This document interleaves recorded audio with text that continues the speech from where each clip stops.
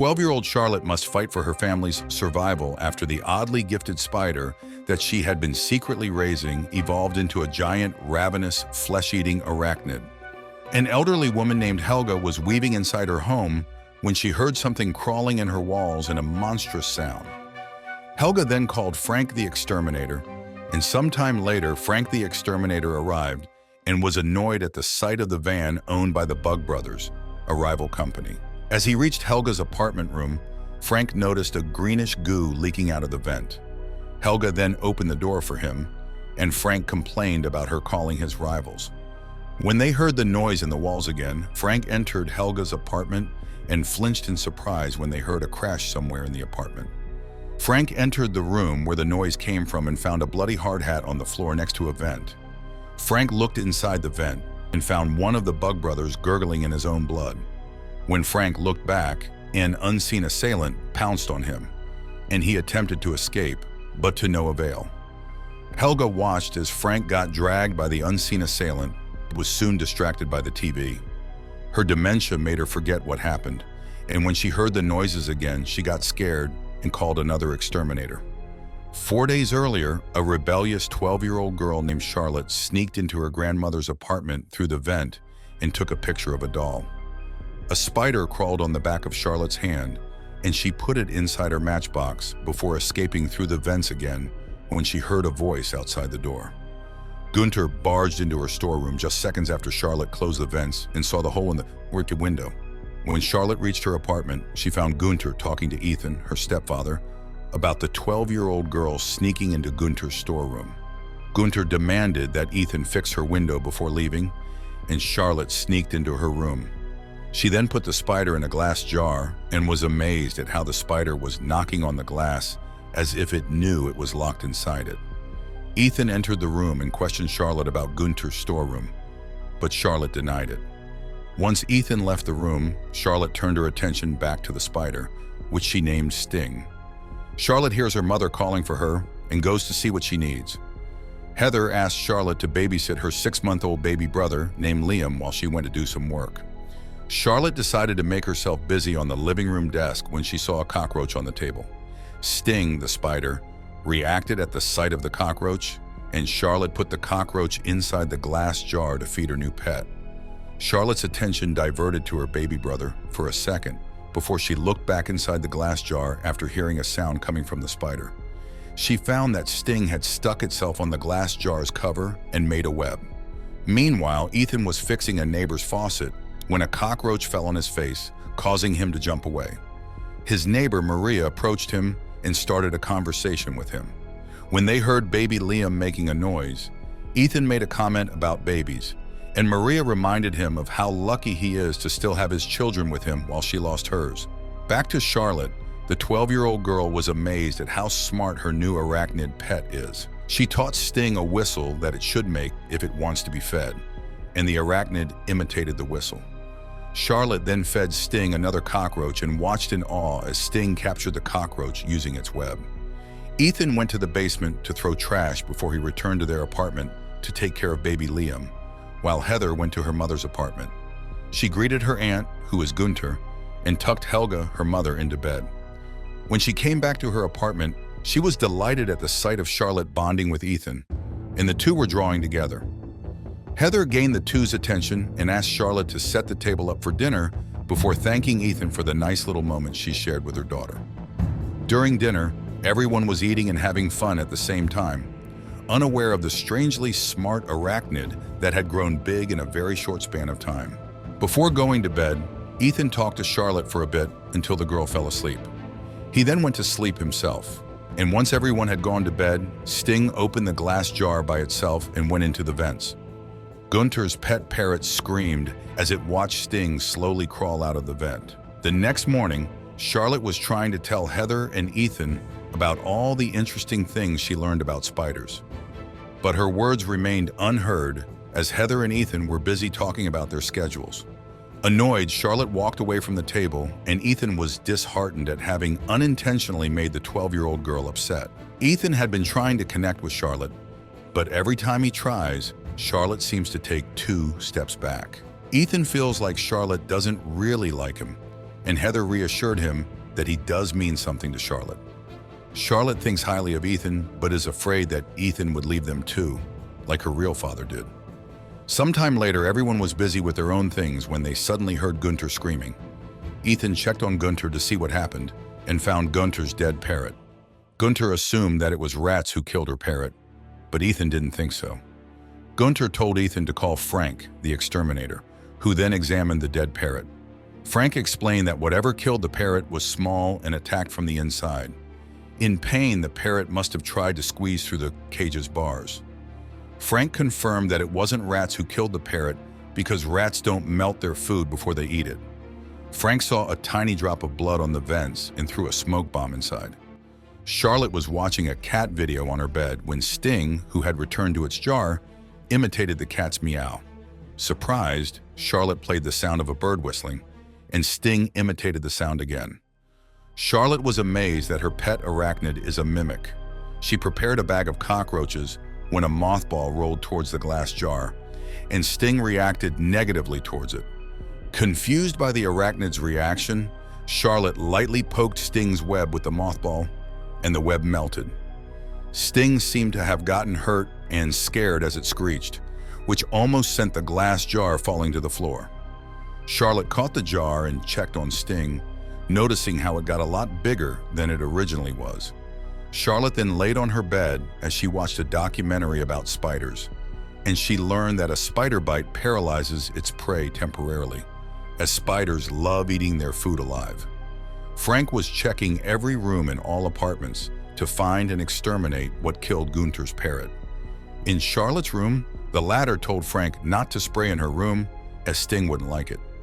Upon learning that Sting is a spider, Frank commented on how spiders don't make good pets because the only things spiders love to do are eat and kill.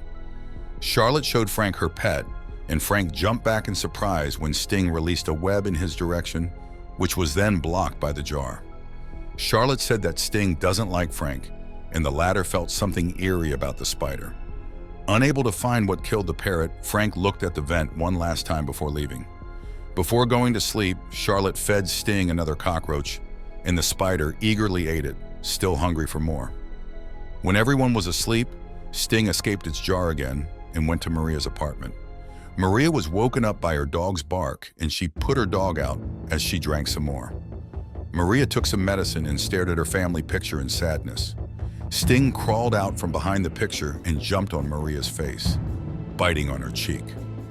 Maria fell backwards and her head hit the floor, which caused bleeding. She went to the bathroom to check on herself. The spider bit kicked in, and Maria threw up before falling to the ground, paralyzed. That's when Sting entered through Maria's mouth and crawled all the way to Maria's stomach before killing her from the inside. The next day, Charlotte was asking Heather and Ethan about Eric, their strange neighbor, who's also a biology student.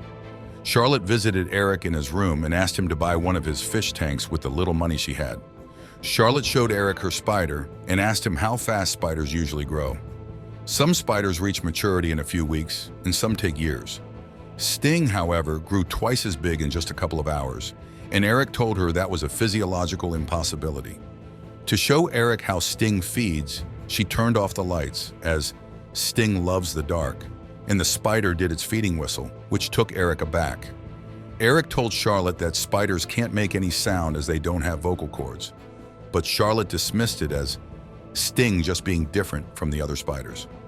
After Charlotte fed Sting, Eric offered to give Charlotte one of his tanks free of charge, but he would then make sure that it would be the exact right enclosure for a species like Sting, or it could be harmful, which means Charlotte had to leave Sting with Eric alone for a while.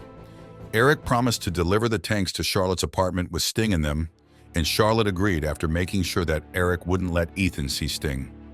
Heather and Ethan were talking about a job offer that Heather received, which would then allow them to finally leave the apartment and have a better life, when they heard a noise coming from the vents. Ethan peeked inside the vent to check what it was and fell on his back after getting startled by Maria's dog in the vents. Ethan brought the dog back to Maria's apartment and knocked on Maria's door, only to receive no response. Ethan decides to open the door with his spare keys to let the dog in when he feels something strange inside the apartment. He went inside Maria's apartment and saw the dog barking in the bathroom. When he looked to see what it was barking at, he found Maria dead on the bathroom floor. After calling for help, Maria's body was taken, and a cop interrogated Ethan. The cops seemed to be suspecting Ethan, as the latter is the only one with a skeleton key, but still let Ethan go. Ethan then received a call from Eric, who voiced his worry over Charlotte raising what he suspected to be a highly venomous arachnid. Part of Eric's dissertation involves arachnology, which means he has a fair bit of knowledge about arachnids. However, he had no idea what kind of spider sting is, and he is afraid that the spider could be a killer, which is an issue for the Department of Health and Safety. Eric showed Ethan sting, and Ethan was surprised at the sight of a big spider. Ethan returned to their apartment and reprimanded Charlotte for raising a venomous spider. Charlotte rushed to Eric's apartment, but Eric didn't open the door for her, and Charlotte went back to their apartment to argue with Ethan. During the argument, Charlotte's real father was mentioned, and Ethan revealed that Charlotte's father doesn't live in Thailand like she was told. Her father lives across the bridge, which is just a 25-minute drive, and not once did he visit Charlotte. Charlotte walked away in tears, and Heather chastised Ethan before going after her daughter. Meanwhile, Eric had put Sting in a big tank and had been continuously feeding it with bigger animals to make Sting grow as big as it could. It was late at night when Eric finally left Sting alone, and the arachnid had grown too big to fit inside the tank. Ethan had fallen asleep while working, and when he woke up, he jumped at the sight of what seemed to be a spider on his desk. He sighed in relief when he realized it was just an adapter. In Helga's apartment, Heather was fixing her mother's hair when Gunter approached them, bothering them with her ugly personality once again. Heather asked Gunter to leave, and the latter went to the basement, where she caught a frustrated Ethan hitting the heater with the wrench. Ethan had just received a voice message that he was not chosen to become the cartoonist for a book, and with the recent argument he had with Charlotte, Ethan was so close to losing it. It didn't help that Gunter had come to belittle him once again, and when he finally decided to talk back, Gunter told him that she was just helping her family get rid of a useless man like Ethan. Back in Helga's apartment, Gunter couldn't find her cat anywhere and went out to look for her pet. She found the open vent and heard the cat's meow coming from inside it. She looked up and yelled in surprise at the sight of a spider's shadow, only to find that it was actually a hanging plant. She then crawled into the vents to get her cat when her flashlight died. She lit up a match and screamed as Sting suddenly appeared in front of her and dragged her further into the vents. The next morning, Heather was on a phone call, and Charlotte was laughing at the dog who was barking at her. Ethan, on the other hand, was working on the TV, and the noise was making him agitated. Getting electrocuted made him lose it, and he suddenly broke the TV. Heather told Charlotte to bring baby Liam to the room while she talked to Ethan. Charlotte put on headphones to block out the voices of her mother and stepfather arguing, and the loud music prevented her from hearing what happened next. Sting had jumped on Ethan, paralyzing him, and done the same to Heather. Ethan looked on at Charlotte, but the latter was too busy in her own world to notice that Sting had dragged Heather and Ethan into the vents. She only sensed that something was off when she saw the dog barking at something. She found the messy living room with no sign of Heather or Ethan. She started panicking when she realized that she had been locked inside the apartment with no signal. And when she heard the dog's cry coming from the vents, she peeked inside to find a giant Sting crawling towards her. She covered the vents with a cabinet and cried, unaware that Sting had taken baby Liam. When she found her baby brother gone, Charlotte wore her grandmother's sweater, which smelled like mothballs. She also prepared water filled with mothballs, a water gun, and a pack of mothballs. Through the vents, Charlotte headed to Eric's apartment to seek his help, only to find a bloody Eric webbed on the ceiling. She then headed next to her grandmother's apartment and found her simply sitting. Sting had apparently tried to target Helga next, but Helga mistook Sting for a dog and tried to pet it, and the giant arachnid ran away. Figuring that her grandmother is safe while she's wearing that scarf that smelled like mothballs, Charlotte reminded her to call for help before leaving after pouring water filled with mothballs on herself. Upon hearing Ethan's screams, Charlotte followed where his voice was coming from and found him webbed inside the garbage chute. Charlotte poured water of mothballs that melted the webs, and Ethan clung onto the grooves to prevent himself from falling. However, Sting had tried to attack them from above, which caused the two of them to fall into the trash can in the basement. Sting slowly crawled from the garbage chute to Charlotte, who was frozen in fear. Ethan protected his stepdaughter by splashing Sting with the water of mothballs. Charlotte cried as she blamed herself for raising a monster, and Ethan comforted her. It was at that moment that Frank, who had been called by Helga, fell from the garbage chute. Frank was in panic, and finding out that they were trapped, Frank demanded that Ethan give him the keys.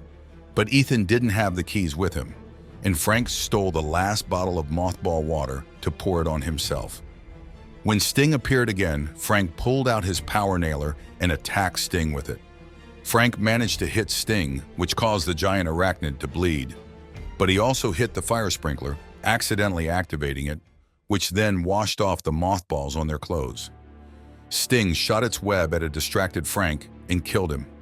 Charlotte and Ethan went inside the garbage compactor, where they found Heather and Liam on the wall. With the last bit of water mothballs, Ethan melted the webs, and the family embraced each other. They heard Sting approaching, and Ethan waited for the giant arachnid to get closer before he could press the button that would close the garbage compactor's heavy door on the arachnid.